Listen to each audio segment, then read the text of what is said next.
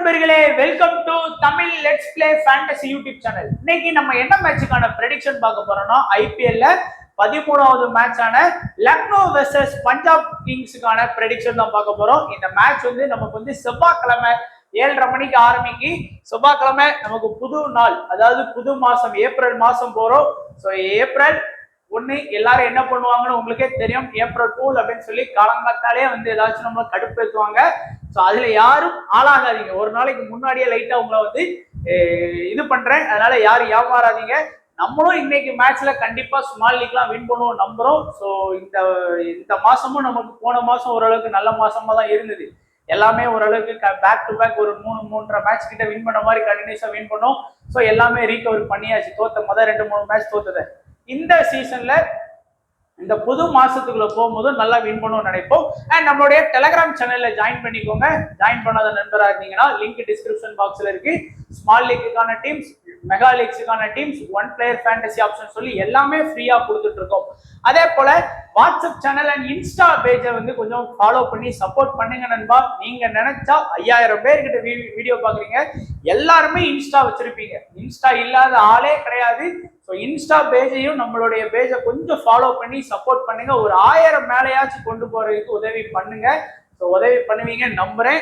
And அதே போல நம்மளுடைய XL11 ஆப்ல இன்னைக்கு நடக்கக்கூடிய மேட்ச் லக்னோ வெர்சஸ் பஞ்சாப் மேட்சுக்கு வந்து 10.5 லட்சம் ரூபாய்க்கான மெகா கான்டெஸ்ட் போட்டிருக்காங்க. அது போக 25,000 ரூபாய்க்கு உங்களுக்கு ஃப்ரீ கிவ் அவே கான்டெஸ்ட் கொடுக்குறாங்க. ஸோ இதுலயும் ஜாயின் பண்ணிக்கோங்க, அதுலயும் ஜாயின் பண்ணிக்கோங்க. அது போக நம்ம சேனல் சார்பாக கொடுக்கக்கூடிய இன்வெஸ்ட்மெண்ட் லீடர் போலாம் அட்டகாசமா போயிட்டு இருக்கு. எல்லாரும் சூப்பரா விளையாடுறீங்க, வாழ்த்துக்கள். அப்படி நம்ம கண்டினியூ பண்ணுவோம். கண்டிப்பா இந்த சீசன் முடியும் போது உங்களுக்கு நல்ல நல்ல பிரைஸ் வந்து XL11 ஆப் சார்பா உங்களுக்கு வந்து கொடுப்பாங்க. ஸோ யாரெல்லாம் இது வரைக்கும் ஜாயின் பண்ணலையோ ஜாயின் பண்ணிக்கோங்க. லிங்க் டிஸ்கிரிப்ஷன் பாக்ஸ்ல இருக்கு. ஹெட் டு ஹெட் 2 டீமுக்கு நடந்த ஹெட் டு ஹெட் பாத்தீங்க அப்படின்னா லக்னோ தான் அதிகமா வின் பண்ணிருக்காங்க. மொத்தமே 4ல 3 மேட்ச் வந்து லக்னோ எடுத்திருக்காங்க. ஒரே ஒரு மேட்ச் மட்டும் தான் பஞ்சாப் எடுத்திருக்காங்க. ஆனா இந்த சீசன் வந்து வேற மாதிரி வந்து பஞ்சாப் டீம்ஸ் இருக்கிறாங்க. அதனால கண்டிப்பா இந்த மேட்சை வந்து விட மாட்டாங்கன்னு எனக்கு தோணுது. அதுக்கு அடுத்தபடியா பிச்சை பொறுத்த வரைக்கும் இன்னைக்கு மேட்ச் எங்க நடக்கு? லக்னோல நடக்கு. லக்னோ வந்து நல்லாவே தெரிஞ்ச ஸ்டேடியம் தான், வாஜ்பாய் இன்டர்நேஷனல் கிரிக்கெட் ஸ்டேடியம். ஒரு சில T20 மேட்ச் வந்து நடந்திருக்கு. போன வருஷம் ஃபுல்லா லக்னோவோட ஹோம் பிச்சா இதை யூஸ் பண்ணாங்க. 7 மேட்ச் வந்து யூஸ் பண்ணாங்க. அண்ட் ஆஃப் சைடு வந்து 64, லெக் சைடு வந்து 62. இந்த பிச்சு மட்டும்தான் கொஞ்சமாச்சும் வந்து பவுலர்ஸுக்கு சப்போர்ட் பண்ணக்கூடிய பிச்சா இருக்கும். ஆனா இந்த பிச்சிலையும் லாஸ்ட் இயர் பாருங்க, ஆவரேஜ் ஃபர்ஸ்ட் இன்னிங் ஸ்கோர் வந்து 182 இருக்கு. என்னது, ஃபாஸ்ட் பவுலர் ஸ்பின்னருக்கு சப்போர்ட் பண்ணக்கூடிய பிச்சை இந்த மாதிரினா பாருங்க. ஏன்னா இந்த பிச்சிலையும் லாஸ்ட் மேட்ச் வந்து நல்லாவே ஸ்கோர் வந்ததுங்க. அதனாலதான் இந்த மாதிரி ஒரு 7 மேட்சை கூட்டி அதோட ஆவரேஜ் பார்க்கும்போது 182 இருக்கு. கண்டிப்பா இன்னைக்கு மேட்ச்லயும் 170ல இருந்து 190 வரைக்கும் போகிறதுக்கான வாய்ப்புகள் இருக்கு.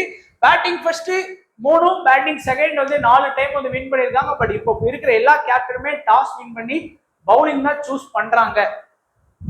அண்ட் இது லாஸ்ட் இயர் நடந்த ஒரு 4 மேட்ச் ரிசல்ட் இதுல கொடுத்துருக்கிறேன் பாருங்க. பாத்தீங்கன்னா உங்களுக்கு கண்டிப்பா ஒரு சில ஐடியாஸ் கிடைக்கும். KKR வெர்சஸ் லக்னோ மேட்ச்ல வந்து ஒரு 200+ ஸ்கோர் போயிட்டு இந்த மேட்ச்ல லக்னோவால பெருசா ஸ்கோர் பண்ண முடியல. ஃபாஸ்ட் 11, ஸ்பின்னர்ஸ் வந்து 5. ஸோ மொத்தத்துல 16 விக்கெட் இந்த மேட்ச் கிடைச்சது. இந்த மேட்ச்ல மொத்தத்துல 11 விக்கெட் கிடைச்சது. அண்ட் ஸ்கோர் வந்து ஒரு 140+ இந்த மாதிரி வந்திருக்கு. இந்த மேட்ச் வந்து ஸ்கோர் வந்து ஒரு 190+ வந்திருக்கு. ஓவராலா விக்கெட் வந்து 8 விக்கெட் கிடைச்சது. இதுல வந்து ஓவராலா 8 விக்கெட் கிடைச்சது. ஸ்கோர் வந்து ஒரு 170+ வந்து நமக்கு வந்து போயிருக்கு. இன்னைக்கு வந்து நான் ப்ரெடிக்ட் பண்றக்கூடிய ஸ்கோர் என்ன அப்படின்னா, ஸ்கோர் வந்து ஒரு 170ல இருந்து 190 வரைக்கும் போகும். ஃபாஸ்ட் பவுலர்ஸோட விக்கெட் வந்து 7ல இருந்து 10 விக்கெட் இருக்கும். ஸ்பின்னர் வந்து 3ல இருந்து 5 விக்கெட் வரைக்கும் இன்னைக்கு எடுக்கிறதுக்கான வாய்ப்பு இருக்கு. இது வந்து என்னுடைய ப்ரெடிக்ஷன் இன்னைக்கு மேட்ச்ல. அடுத்ததா டைரக்டா நம்ம வந்து ப்ரெடிக்ஷன் வந்து ஆரம்பிச்சிடலாம்.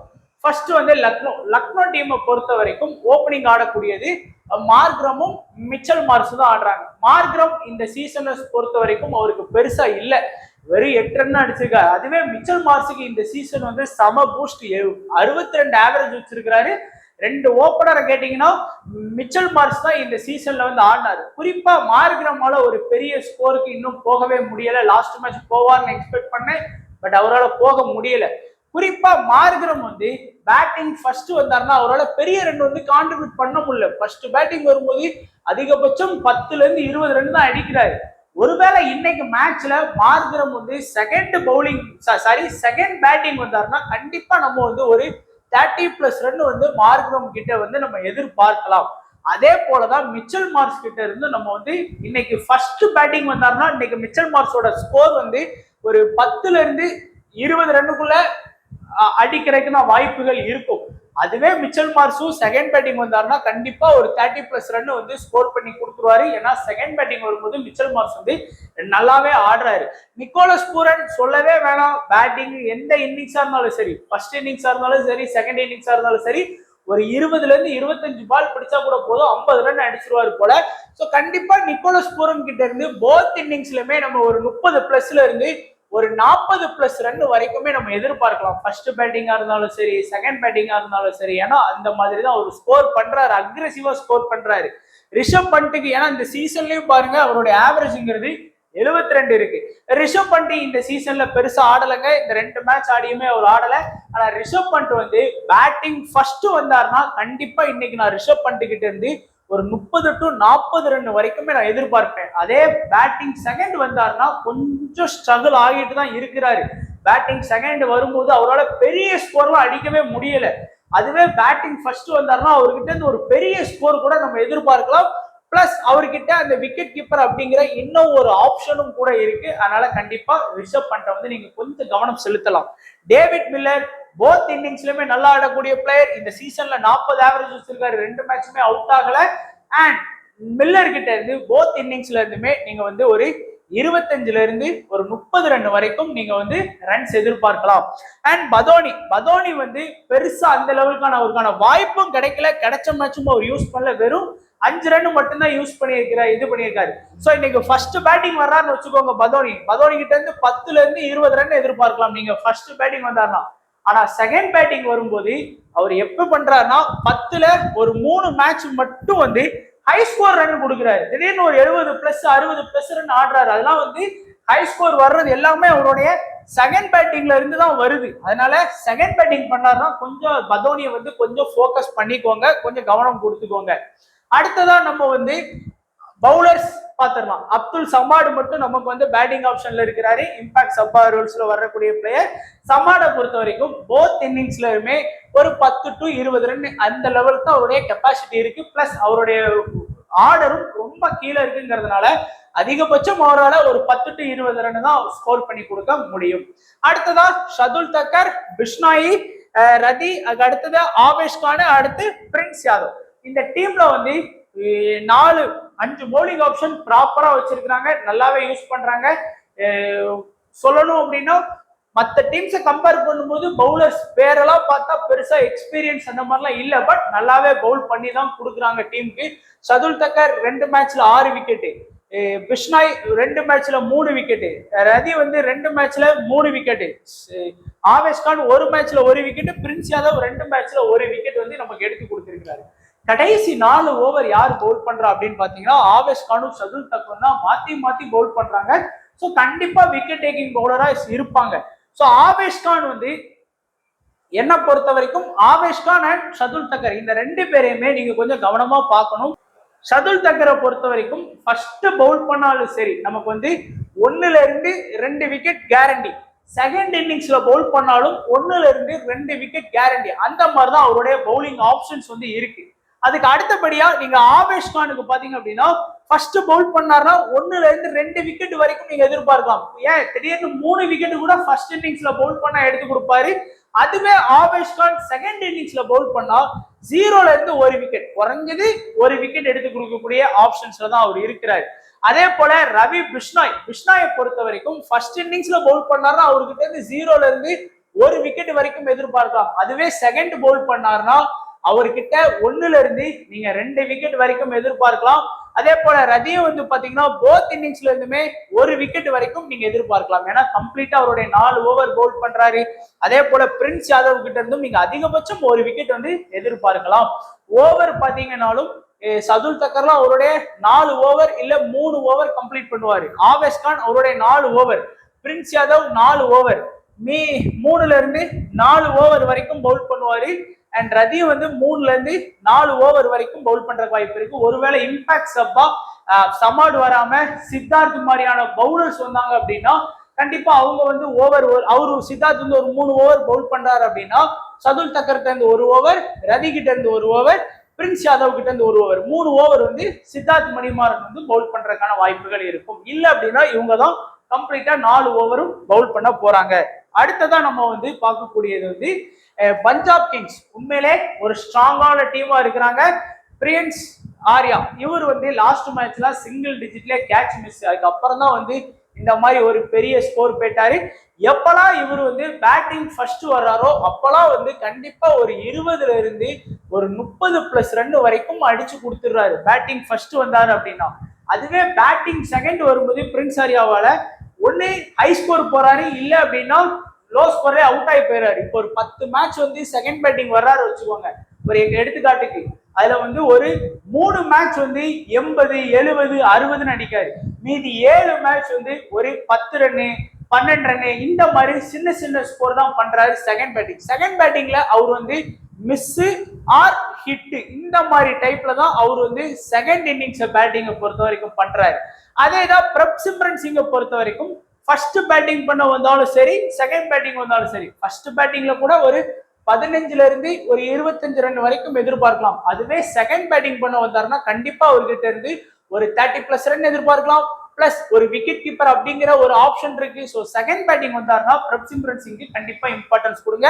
ஸ்ரேயஸ் ஐயர் ஃபர்ஸ்ட் இன்னிங்ஸா இருந்தாலும் சரி, செகண்ட் இன்னிங்ஸா இருந்தாலும் சரி, கண்டிப்பா ஒரு 40+ ரன் ஸ்கோர் பண்ணுவாரு. இந்த வென்யூல கொஞ்சம் 23 தான் அடிச்சிருக்கிறாரு. But recent time champions trophy, அதுக்கு முன்னாடி நடந்த சீரீஸ் சொல்லி எல்லாமே சம ஃபார்ம்ல இருக்கிறாரு ஸ்ரேயஸ் ஐயர் வந்து.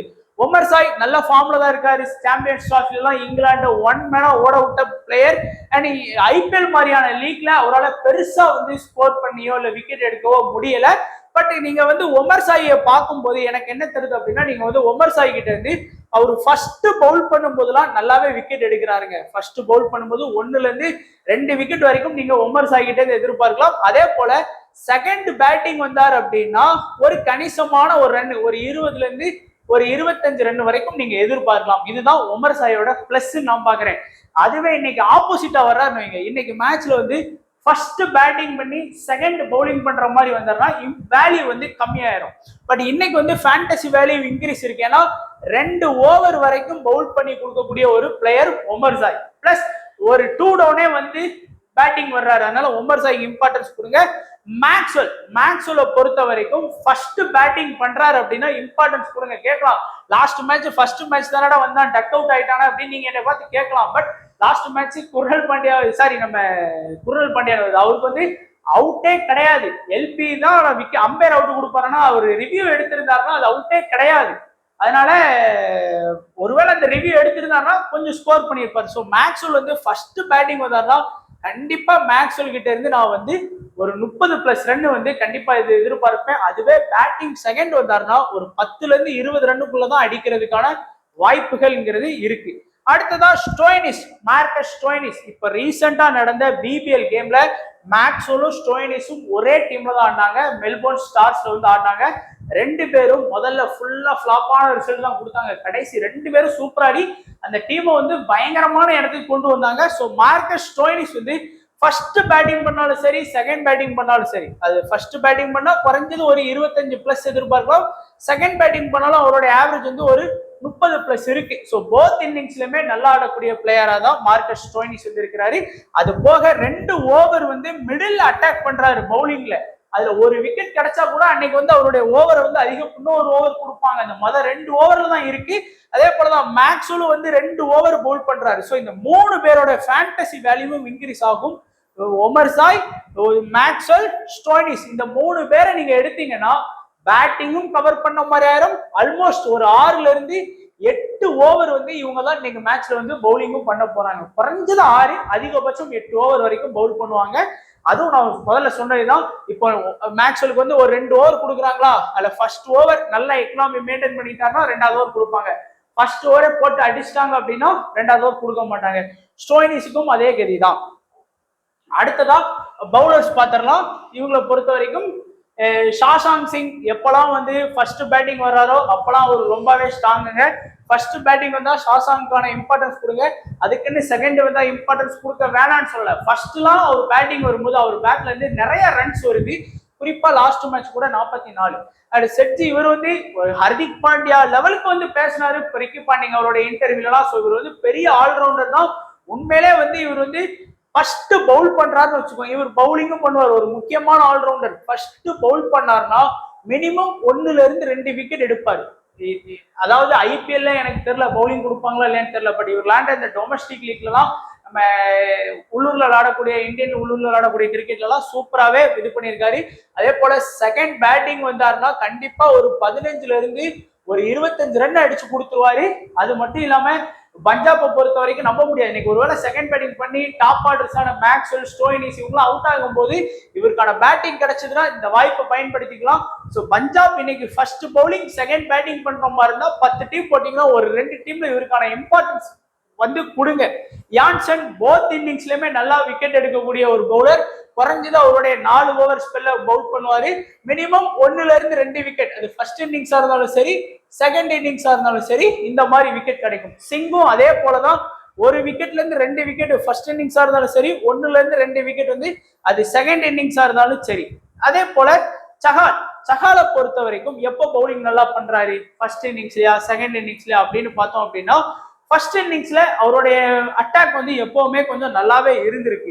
சஹால் வந்து ஃபர்ஸ்ட் இன்னிங்ஸ்ல மினிமம் உங்களுக்கு வந்து 1 விக்கெட் நீங்க எக்ஸ்பெக்ட் பண்ணிடலாம்.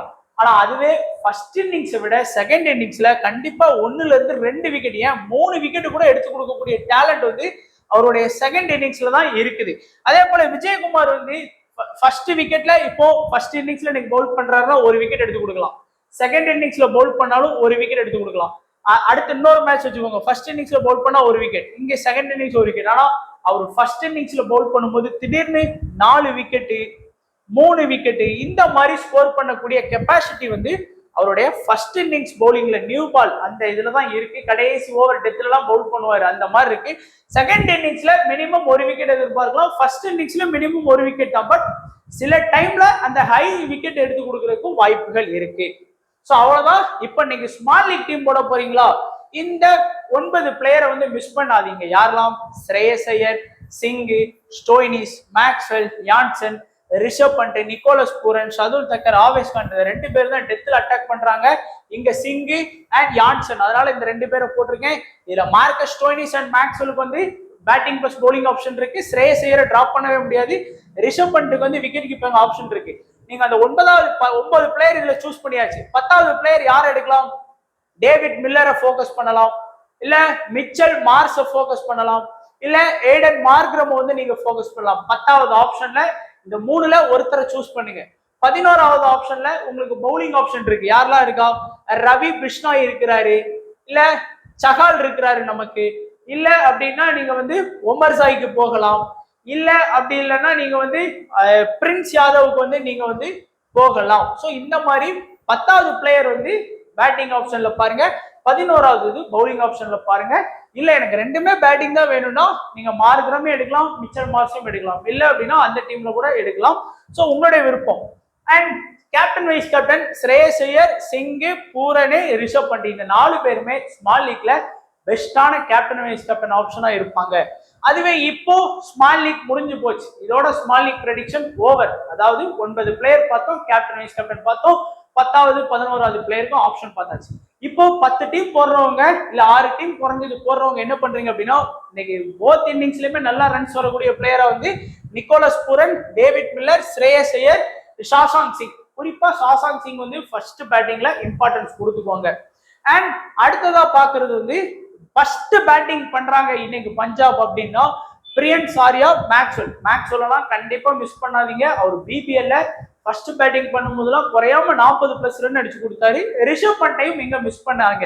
அதுவே இன்னைக்கு செகண்ட் பேட்டிங்னா ஒமர் ஜாயை மிஸ் பண்ணாதீங்க, பிரப் சிம்ரன் சிங்கை மிஸ் பண்ணாதீங்க, மார்க்ரம், மிச்சல் மார்ஸ் இந்த 2 ஓபனர்ஸுமே செகண்ட் பேட்டிங்ல நல்லா கான்ட்ரிபியூட் பண்ணியிருக்கிறாங்க. அவங்க T20 இன்டர்நேஷனல் எல்லாமே போத் இன்னிங்ஸ்லயுமே இம்பார்ட்டன்ஸ் பவுலரா பாக்குறது நீங்க ஷதுல் தக்கருக்கு இம்பார்ட்டன்ஸ் கொடுக்கலாம். சிங்கு யான்சன் ரெண்டு. இப்ப நீங்க பஞ்சாப் நீங்க ஃபர்ஸ்ட் பவுல் பண்ண போனாலும் சிங்கு கிட்ட இருந்து விக்கெட் எதிர்பார்க்கலாம், செகண்ட் பவுலிங் பண்ண போனாலும் சிங்கு கிட்ட இருந்து நீங்க விக்கெட் எதிர்பார்க்கலாம். அதான் போத் இன்னிங்ஸ்லயுமே இம்பார்ட்டன்ஸ் பவுலர்ஸ் பார்த்தோம். ஸ்பெஷலா ஃபர்ஸ்ட் இன்னிங்ஸ்ல மட்டும் அப்படின்னா ஆவேஷ் கான் பவுல் பண்ணுவாரு நல்லா. பிரின்ஸ் யாதவ் ஏன் ஆவேஷ் கான சொல்றேன் அப்படின்னா டெத்ல 2 ஓவர் அட்டாக் பண்றாரு. கடைசி ஓவர் அவர் தான் பவுல் பண்றாரு. ஃபர்ஸ்ட் இன்னிங்ஸ் வரும்போது கம்ப்ளீட்டா 20 ஓவர் பண்ணும்போது அந்த லாஸ்ட் ஓவரை சும்மா அடிச்சு விளையாடுவோம் அப்படின்னு அடிக்கும் போது கண்டிப்பா 1 or 2 விக்கெட் கிடைச்சிரும். அதனால இங்க விஜயகுமாருக்கு ஒரு விக்கெட் மினிமம், பட் திடீர்னு 3 விக்கெட் 4 விக்கெட்லாம் எடுக்காரு. அதே போல செட்ஜி. ஸோ இவர் ரிக்கி பாண்டிங் சொன்னதுனால நான் ஃபர்ஸ்ட் இன்னிங்ஸ்ல நான் கொடுத்துருக்கிறேன். அதே போல செகண்ட் பவுலிங் வரும்போது ரவி, பிஷ்னாயி அண்ட் சஹால், இந்த 3 பேருக்கும் நீங்க இம்பார்ட்டன்ஸ் கொடுத்துக்கோங்க.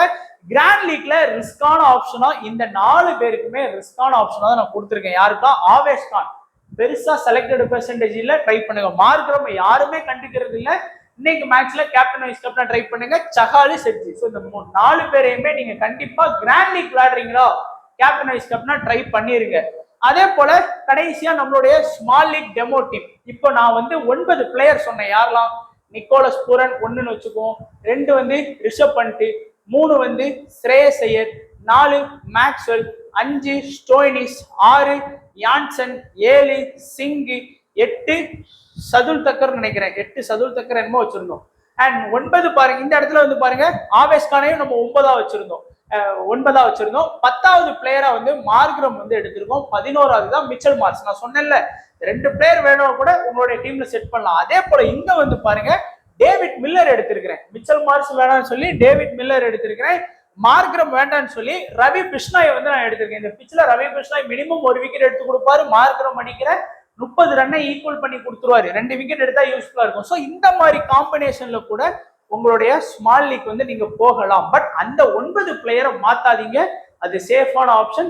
Captain vice captain Shreyas Iyer captain போனீங்கன்னா வைஸ் கேப்டன் நம்மளுடைய நிக்கோலஸ் பூரனுக்கு போகலாம், நீங்க சிங்குக்கு போகலாம். கேப்டன் வைஸ் கேப்டன் ஆப்ஷனு இந்த மாதிரி கேப்டன் வைஸ் கேப்டன் ஆப்ஷன் போகலாம். இது உங்களுடைய விருப்பம்.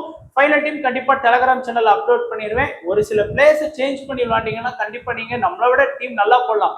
அப்புறம் நிறைய பேர் கேட்குறீங்க அது எப்படி அப்படின்னா, இப்போ ஒரு எக்ஸாம் இருக்கு, நீங்க ஓரளவுக்கு படிச்சுட்டு போவீங்க, ஆனா உங்க ஃப்ரெண்டை பார்த்து எழுதும் போது அவன் ஃபெயில் ஆவான், ஆனா நம்ம பாஸ் ஆகும். ஏன்னா நமக்கு தெரிஞ்சது நம்ம எழுதுவோம், அவனுக்கு தெரிஞ்சது நம்ம எழுதும் போது நம்ம பாஸ் ஆயிரும், ஆனா அவன் ஃபெயில் ஆயிடுவான். அந்த கான்செப்ட் தான். ஸோ நான் கொடுக்குற டீம் அப்படியே போட்டீங்கன்னா ஃபெயில் கூட ஆவீங்க. அதுல இருந்து ஒரு சில உங்களுக்குன்னு எல்லாருக்கும் கிரிக்கெட் நாலேஜ் என்னை விட நல்லாவே இருக்குன்னு தெரியும். ஸோ அதையும் பயன்படுத்திக்கோங்க. ஸோ ஃபர்ஸ்ட் பேட்டிங் செகண்ட் பேட்டிங்லாம் வரும்போது நம்ம வீடியோல சொன்ன மாதிரி கொஞ்சம் ஓனா ரிஸ்க் எடுக்க ட்ரை பண்ணுங்க. ஏன்னா நம்ம சேனல் வச்சு நான் டீம் கொடுக்கும்போது பெருசா ரிஸ்க் எடுக்க மாட்டேன். நீங்க அந்த ஓனா விளையாடும் போது அந்த ரிஸ்க் தைரியமா எடுக்கலாம். வந்தா வருது போனா போகுது அப்படின்னு. அதனாலதான் நான் சொல்றேன். ஸோ வீடியோ கண்டிப்பா பிடிச்சிருக்குன்னு நினைக்கிறேன். பிடிச்சிருந்தா லைக் பண்ணுங்க, உங்க ஃப்ரெண்ட்ஸுக்கு ஷேர் பண்ணுங்க. இது போக 6ல இருந்து 10 டெமோ டீம்ஸுக்கான வீடியோஸும் நான் டெய்லி அப்லோட் பண்ணிட்டு தான் இருக்கிறேன். அதையும் பாருங்க, பார்த்து சப்போர்ட் பண்ணுங்க. அந்த வீடியோக்கும் கான்செப்ட் வைஸா நான் கிராண்ட் லீக் டீம் எடுக்கிறத உங்களுக்கு ஷேர் பண்றேன். கண்டிப்பா ஒரு நாள் கிராண்ட் லீக் வின் பண்ணுவோம். நம்ம குபேரால வின் பண்ணேன் கிராண்ட் லீக். அது யாரும் எப்படி முடியாதுன்னு நினைச்சா 20,000 வின் பண்ணிருக்க மாட்டாங்க. ஃபர்ஸ்ட் அதே கொஞ்சம் நல்லா டீம் போட்டுருந்தா ட்ரீம் லெவலையும் அடிச்சிருக்க முடியும். பட் ஒரு சில இதனால மிஸ் ஆயிடுச்சு. பட் இன்னும் நிறைய மேட்ச் இருக்கு. கண்டிப்பா ஏதாச்சும் ஒரு காம்பினேஷன் நமக்கு ஹெல்ப் பண்ணும். ஸோ சப்போர்ட் பண்ணுங்க. நீங்க கொடுக்குற ஆதரவுல தான் இன்னும் நமக்கு அதிக பூஸ்ட் வரும். ஸோ வீடியோவை லைக் பண்ணுங்க, உங்க ஃப்ரெண்ட்ஸுக்கெல்லாம் ஷேர் பண்ணி விடுங்க சும்மா.